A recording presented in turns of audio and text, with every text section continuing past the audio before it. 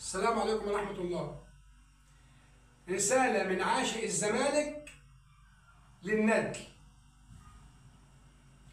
لاعب ملكش عازة وانت عارف لماذا،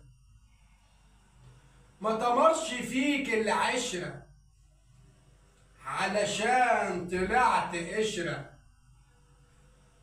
مشيت ورا ابوك رحت للمال، ما انت اصلك خلخال.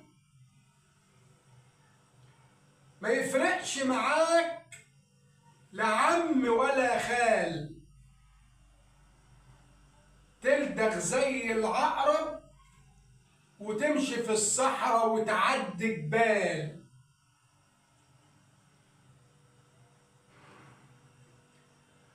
كنت إنسان عادي ومغمور، جيت نادي الزمالك أصبحت شخصية عامة ومشهور.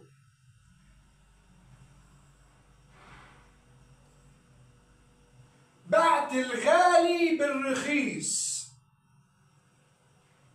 ما انت خسيس ورخيص.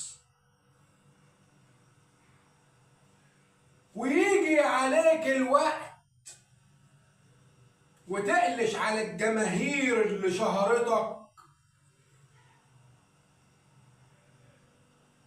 روح يا إلا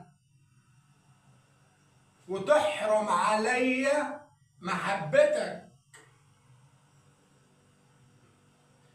كنا هنخليك أسطورة،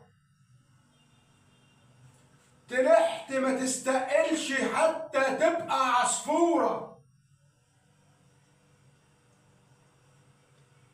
في ناس جت نادي الزمالك خدت شهرة ومحبة وتاريخ، أما أنت في مزبلة التاريخ.